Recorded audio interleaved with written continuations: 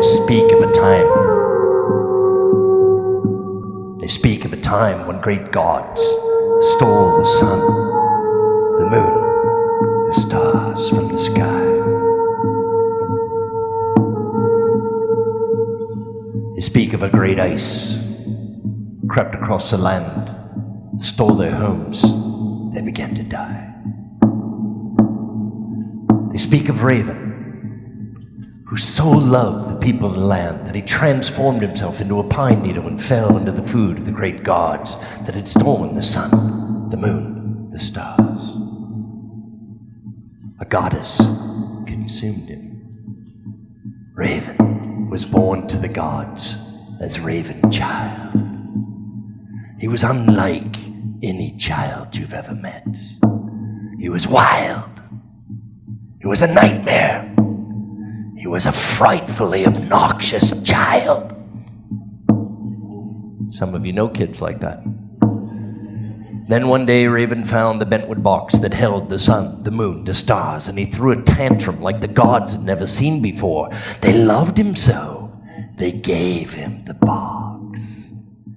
A lute. And they described this place where the sea breaks its back. They describe this place where the sea directs its energy onto itself. And they call this place Alaxsxaq. Spelled A-L-A-X-S-X-A-Q.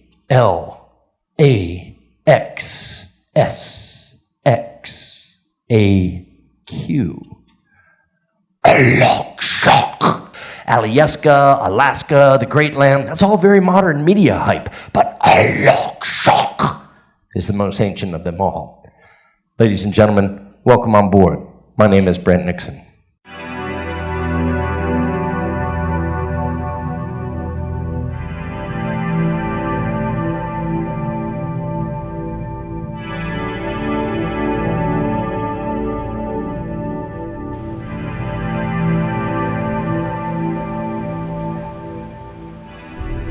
We're making good way. Captain has been able to weave and dodge through the brash and these bigger pieces of ice very successfully, and we're making good time as far as our navigation inside Endicott Arm. It was Lieutenant Commander Mansfield back in 1889 that was tasked with coming down into this section of coastal Alaska to map out the alternate access routes to the gold-bearing rock that had been found in the Juneau area at the gold strike that happened in 1880. Mansfield was no fool. He knew that naming beautiful things after your boss ensured that you'd have a job for the future. And so he chose to name this fjord after William Crowninshield Endicott, who was the Secretary of War under President Grover Cleveland. The other fjord that he mapped out was known as Tracy Arm, and it was named after Benjamin Franklin Tracy, who was the Secretary of Navy at the time. So Mansfield named quite a few things here in this section of coastal Alaska, but the entrance to these fjords was named by Captain Vancouver much earlier in time, the 1700s time frame. But another person that came here was John Muir, and he was here in the 1870s time frame and named some things here inside this fjord that were basically erased by Lieutenant Commander Mansfield when he came in and remapped and re-explored the area. The glacier that we will experience later on as we get further up this fjord was named by John Muir as the Young Glacier, after Reverend S. Hall Young, who was the Reverend that traveled with him from the area of Wrangell, Alaska, to come up here and explore this section of coastal Alaska. Mansfield chose to rename it the Dawes Glacier after Henry Loring Dawes, who was a statesman for Massachusetts. Within my kayak journals, I wrote, considering how dangerous everything is, nothing is really very frightening at all. It's a quote from Gertrude Stein. I went on to write that life isn't about waiting for a storm to pass. It's about learning how to dance in the rain. It was Thoreau that once stated that you must go confidently in the direction of your dreams. And so here you are, exploring one of the great wilderness areas of coastal Alaska, known as Tracy Arm Forge Trail Wilderness, 653,000 acres of property set aside for the spectacular beauty that you now see all around us. Now we're into a section of the fjord where we are allowed to make an announcement to the exterior decks, share a little bit about this beautiful place that we're sailing in. This is also a section of the fjord that is renowned for its waterfalls. So those of you that are on both the left and the right sides of the vessel, you're in for a real treat as a number of waterfalls in this portion of the fjord. I have been in here during some pretty heavy rain conditions and have counted as many as 1,000 waterfalls that exist here inside this fjord during peak rain. It's pretty quiet right now. It has been a relatively dry couple of days as far as southeast is concerned. So if you're stepping out onto the viewing decks left and right to look at these beautiful hanging valleys that are up above us on the left and right sides, do take into account that it's just above freezing out there on the decks with wind chill factor. Now for our guests that are on the right or starboard side of the vessel, you're able to see a really distinct change in the water color that's over off our right side. You get this freshwater outflow that's coming from the North Dawes Glacial system. So if you're on the right starboard side, you're going to be able to look back up into that little micro fjord that's over there on the right side. And there's a couple of hanging glaciers that are up inside that particular fjord, particular valley.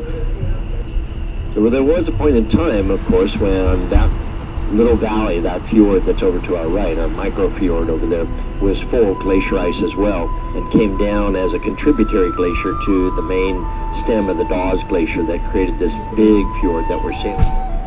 This piece of ice that's going by us on the right side is just an amazing sculpture.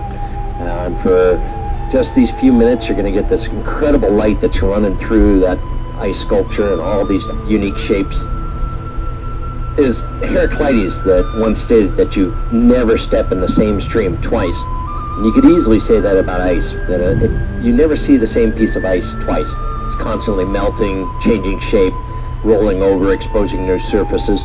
So that piece of ice that's going by us on the right side there, you notice how it's got a distinct planal tilt to it as its center of gravity is starting to change. And what happens, of course, is that it'll slowly start to roll over and expose some new surfaces, and all those white surfaces will disappear underneath the water.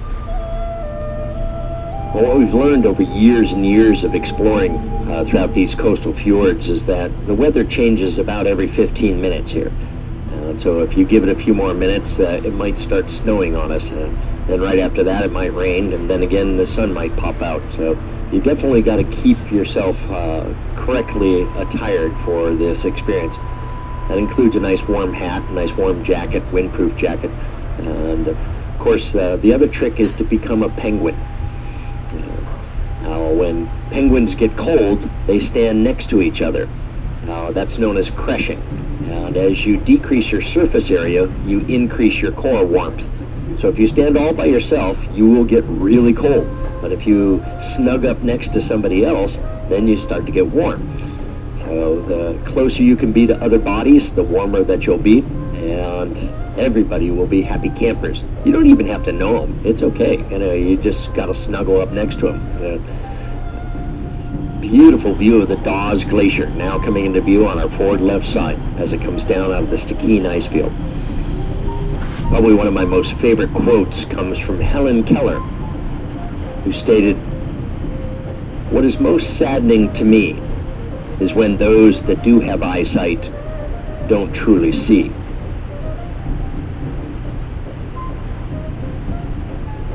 There was David Hume back in the 1700s that stated that beauty in things exists in the mind that contemplates them.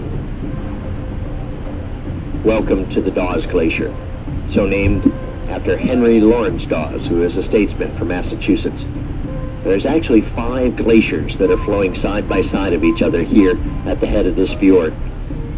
Captain's goal, of course, is to try and get us to roughly a half or so nautical mile away from the glacier. Ice controls us, but we've had an excellent morning and made great speed to this location. And so with that, an opportunity for us to get closer. We are still many, many miles away from this glacier. Size and distance are very deceiving.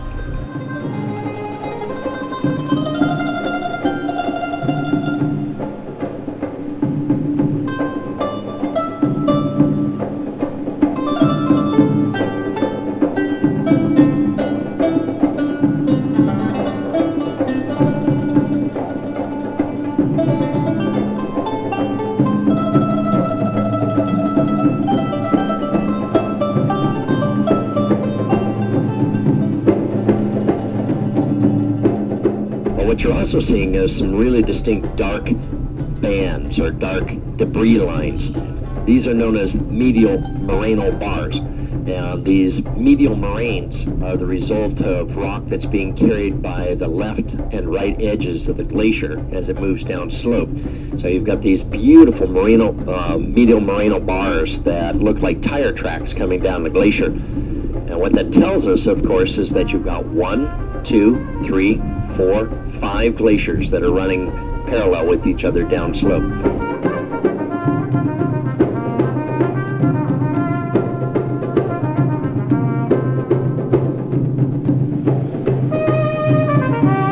We're going to be running through some of these bergy bits, these little tiny pieces of ice that are floating along. As we move through it, you're going to hear little snaps and pops and fizzles associated with the trapped air that is being released as it melts. That's known as bergy seltzer.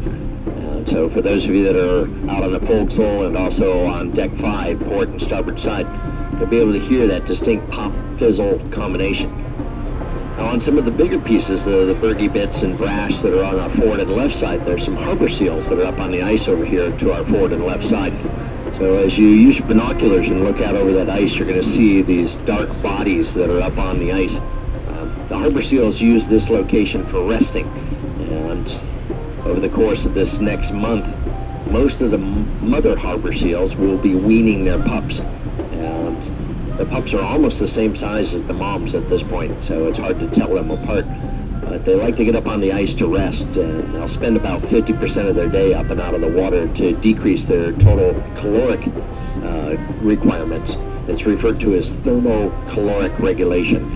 When you get up and out of the water and decrease your total demands as far as calories to keep yourself warm.